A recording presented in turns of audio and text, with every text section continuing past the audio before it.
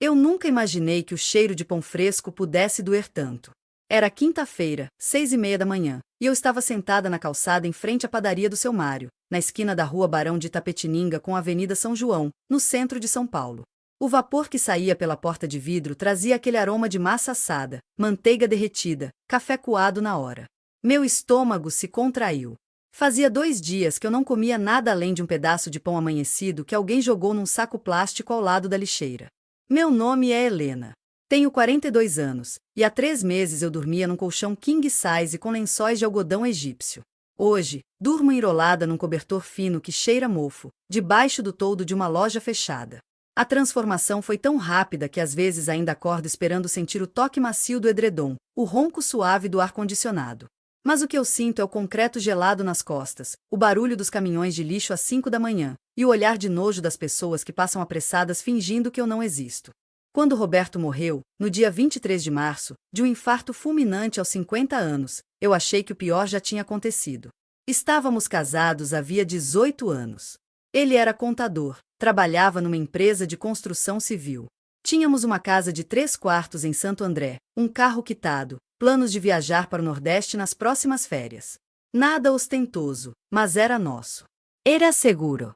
No velório, a irmã dele, Clarice, ficou ao meu lado o tempo todo. Segurava minha mão. Chorava comigo. Dizia que eu podia contar com ela para qualquer coisa. Eu acreditei. A gente sempre acredita em quem chora junto, não é? 2 semanas depois do enterro, ela apareceu na minha casa com um advogado. Disse que Roberto tinha deixado um testamento. Que ele havia mudado tudo 6 meses antes de morrer, quando descobriu que estava com problemas no coração.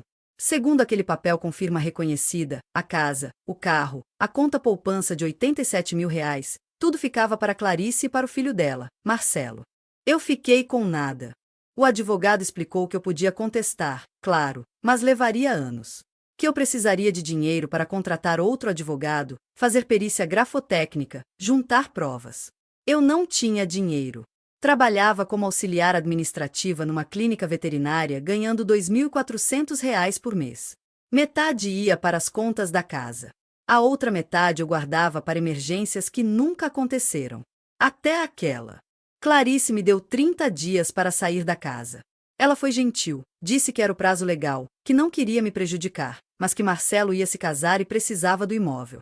Eu lembro do sorriso dela quando falou isso. Um sorriso pequeno, quase apologético, mas com os olhos duros. Olhos que diziam, você perdeu. Tentei alugar apartamento. Os donos pediam fiador, 3 meses de calção, comprovante de renda. Eu não tinha nada disso. Fui morar num quarto de pensão no Brás, R$350 por semana, banheiro compartilhado, cheiro de fritura grudado nas paredes. Aguentei 5 semanas. No dia que perdi o emprego na clínica porque faltei 3 vezes seguidas, doente, sem conseguir levantar da cama, fiquei sem ter como pagar a próxima semana. A dona da pensão, Dona Neuza, uma mulher de uns 60 anos com cabelo tingido de preto, me botou na rua num sábado à tarde. Ficou com minha mala, disse que eu podia buscar quando pagasse o atrasado. Dentro daquela mala estavam as únicas fotos que eu tinha do Roberto, a aliança de casamento dele, 3 mudas de roupa e um livro de poesias que minha mãe me deu antes de morrer, quando eu tinha 17 anos. Eu nunca mais vi essas coisas. Na primeira noite na rua, chorei até não sair mais lágrima. Fiquei debaixo de um viaduto na Zona Leste, perto da estação Carrão do metrô. Tinha outras pessoas ali, mas ninguém falou comigo. Cada um no seu canto, enrolado em papelão, em cobertores velhos, em silêncios pesados. Pensei em me matar. Sério, pensei. Olhei para os carros passando na avenida e calculei quantos segundos eu levaria para chegar no meio da pista. Mas aí lembrei da minha sobrinha, Júlia, filha da minha irmã que mora em Curitiba. Ela tem 8 anos. Me liga todo mês pelo celular da mãe só para contar das aulas de balé. Eu não queria que ela crescesse sabendo que a tia Helena desistiu. Então eu não desisti. Acordei no dia seguinte com o corpo todo doendo, a boca seca, e comecei a andar. Fui até o centro porque sabia que lá tinha mais movimento, mais gente, talvez mais chance de conseguir alguma coisa. Não sei bem o que.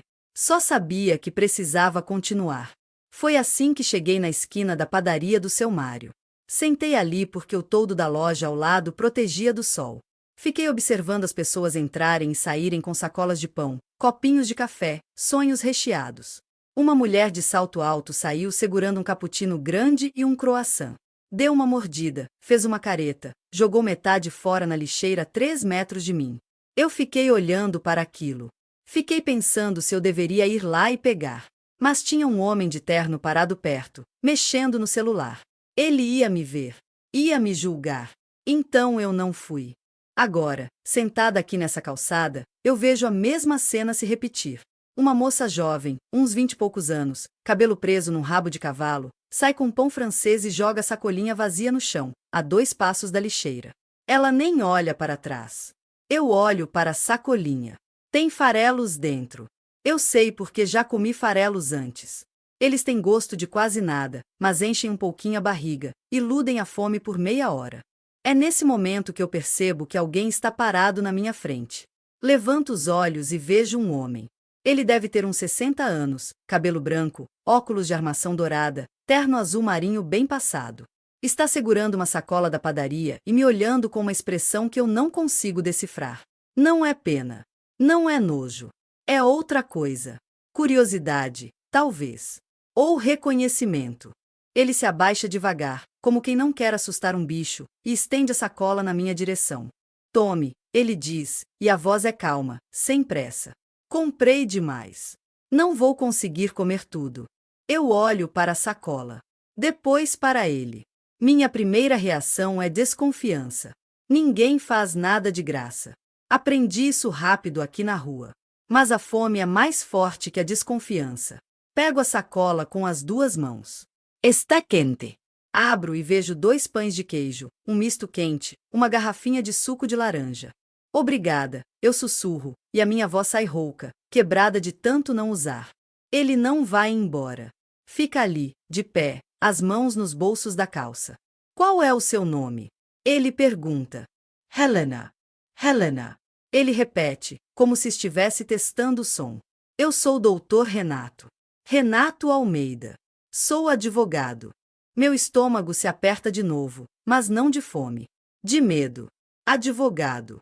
A última vez que vi um advogado, perdi tudo que tinha. Ele percebe minha reação, porque dá um pequeno sorriso. Não se preocupe. Não vim cobrar nada de você. Ele tira um cartão do bolso interno do paletó e estende para mim. Trabalho com casos de herança e direito de família. Já ajudei muitas pessoas que passaram por situações parecidas com a sua. Pego o cartão. É branco, letras douradas em relevo. Renato Almeida, Advocacia e Consultoria Jurídica. Tem um endereço na Avenida Paulista e um telefone. Agora me conta tudo. Desde o começo. E eu contei. Falei sobre Roberto, sobre os 18 anos de casamento, sobre a casa em Santo André, sobre o infarto no dia 23 de março. Falei sobre Clarice no velório, sobre o advogado, sobre o testamento que tirou tudo de mim. Sobre a pensão, sobre Dona Neuza, sobre a mala que ficou para trás. Falei sobre as noites na rua, sobre o medo, sobre a fome, sobre a vontade de desistir. Dr. Renato anotava tudo, sem me interromper. Quando terminei, ele ficou em silêncio por um tempo, relendo as anotações. Você tem o nome do advogado que apareceu com sua cunhada? Ele perguntou. Tenho. Dr. Osvaldo Braga. Ele anotou. Depois olhou para mim. Helena, testamentos não podem simplesmente ignorar o cônjuge. No Brasil, você tinha direito a pelo menos 50% dos bens. Não importa o que esteja escrito no papel. É lei. Meu coração deu um salto. Mas, o advogado disse que... O advogado mentiu. Ou está trabalhando para sua cunhada e contando com a sua ignorância. Ele bateu com a caneta na mesa. Vamos fazer o seguinte. Eu vou requisitar uma cópia desse testamento. Vou pedir uma perícia grafotécnica para ver se a assinatura é mesmo do Roberto, e vou entrar com uma ação de inventário em seu nome. Se tudo que você me contou for verdade, e eu acredito que é, você tem uma chance real de reverter isso. Eu não conseguia falar. As lágrimas voltaram, mas dessa vez eram diferentes. E quanto eu vou ter que pagar? Consegue perguntar. Ele sorriu. Vamos fazer assim. Você me paga quando ganhar a causa. 20% do valor recuperado. Se não ganharmos, você não me deve nada. 20% de R$ 87 mil. Ainda sobraria quase 70 mil para mim. Para recomeçar. Para viver. O senhor acredita que eu posso ganhar? Perguntei, e a minha voz era um fio. Ele se inclinou para a frente, os olhos firmes nos meus. Helena, eu não faço promessas que não posso cumprir. Mas sim. Eu acredito. E se você topar lutar, eu luto com você. Eu respirei fundo. E então, pela primeira vez em 3 meses, eu senti uma coisa que tinha esquecido como era. Esperança. Se você está acompanhando até aqui, deixa um like. Porque o que vem agora vai te provar que justiça, às vezes, é só questão de ter alguém ao seu lado que conheça o caminho. Confirme para eu entregar o terceiro e último bloco. Naquela tarde, quando saí do escritório do Dr. Renato, o sol já começava a descer, tingindo as fachadas antigas do centro de São Paulo de dourado e laranja. Eu sentia a pele limpa, a roupa justa no corpo, o cartão novinho no bolso e uma pasta daquelas de plástico azul nas mãos. Dentro, estava uma cópia do testamento de Roberto, impressa depois que Renato fez uma requisição imediata no cartório usando sua prerrogativa de advogado. Ele explicou que o documento original ficaria sob análise, mas aquela cópia era suficiente para começarmos a batalha. Voltei para a rua e caminhei até o antigo ponto do viaduto Carrão. Sentei no degrau e abri a pasta, meu coração disparando ao ver aquela folha assinada. Lá dizia, com todas as letras, que Clarice e Marcelo seriam herdeiros universais. A assinatura do Roberto, porém, não parecia a mesma dos bilhetes e cartões que ele me deixava. Tive certeza naquele momento. Alguma coisa estava errada. Lembrei de um aniversário, 29 de novembro de 2022, quando ele escreveu "Hoje só quero você, Helena", num cartão azul, a letra cheia de voltas. A assinatura no testamento era dura, reta, sem emoção. Peguei o cartão com a assinatura antiga que guardava dobrado no bolso, último vestígio de vida normal que restava, e comparei linha por linha. Isso virou nossa arma principal. Renato pediu perícia grafotécnica no cartório.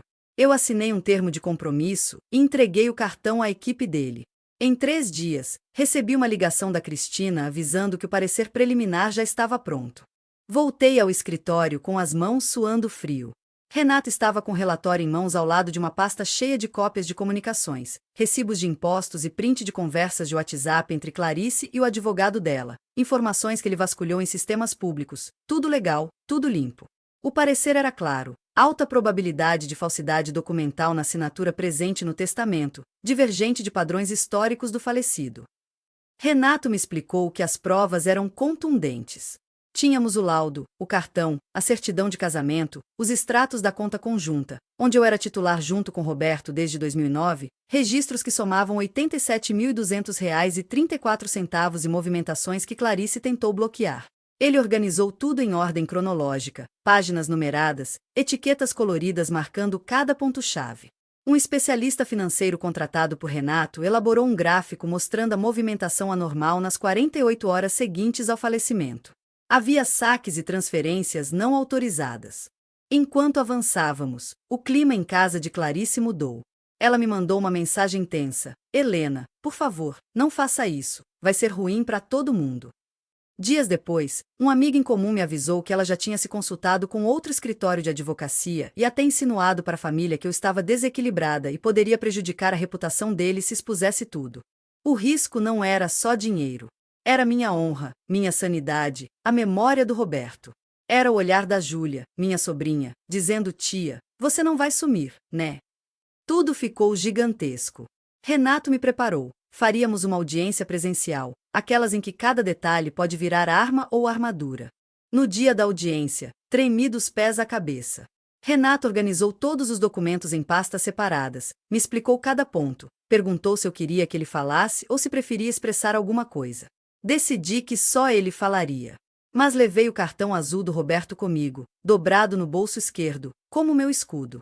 A sala era fria e cheia de luz branca, bancos duros, cara de formalidade. Clarice e Marcelo chegaram de terno e olhar de censura. O juiz, uma mulher baixa e firme, pediu as provas. Renato apresentou cada item, a certidão, o laudo da perícia, os extratos, as mensagens. Fez perguntas diretas ao advogado de Clarice, que tentou desviar, mas foi encurralado pela sequência dos fatos, datas, valores exatos, diferenças gritantes na assinatura. Chegou o momento crucial. O juiz olhou para mim e perguntou: "Qual o motivo do seu questionamento?" Olhei firme, respirei fundo. Doutora, tudo que eu tinha era meu casamento, minha vida com Roberto. Nunca haveria motivo para ele me apagar da história. Só peço justiça. Só peço que olhem para o que está documentado aqui. Números não mentem, e memória também não. O juiz fez uma última pergunta direta a Clarice. Ela titubeou, olhou pro chão e, diante das provas, ficou em silêncio. Depois de quase 1 hora, veio a sentença: reconhecimento da falsidade do testamento, partilha justa dos bens conforme a lei. Voltei para a casa temporária que Renato havia providenciado, um quartinho simples em Santana. Dormi aquela noite como não dormia há meses, profunda, sem medo.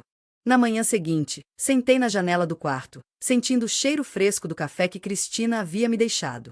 Peguei o cartão azul de Roberto, olhei para a assinatura de verdade e chorei baixinho. Júlia me ligou e, pela primeira vez, consegui dizer: tia Helena venceu. Pouco tempo depois, voltei para Santo André. Fui até a padaria do seu Mário, gastei R$ 10 nos mesmos pães de queijo e pão na chapa que mudaram tudo. O dono me reconheceu, abriu um sorriso. Falei baixo, agradeci, dei gorjeta. Cada cheiro, cada textura, cada sorriso reconstruía pedaços dentro de mim. Minha rotina virou um exercício de pequenas alegrias: cuidar das plantas, arrumar o quarto, visitar Júlia nos sábados. A vida recomeçou, simples e limpa, como a água morna do chuveiro naquele dia no escritório. Às vezes, paro e penso no Dr. Renato, na dívida que ele paga com o mundo a cada vez que estende a mão, no gesto de gentileza que costurou minha história de volta ao que importa. Hoje, sempre que vejo alguém à margem, tento não desviar o olhar. Se você tem uma história parecida, compartilha nos comentários. Porque cada relato aqui pode ser o gesto de bondade que transforma outra vida, assim como aquela sacolinha quente de pão de queijo mudou a minha. E se essa narrativa te tocou, deixe seu like e se inscreva para acompanhar outras histórias de superação. Quem sabe amanhã seja você quem muda tudo com um gesto simples. Eu nunca imaginei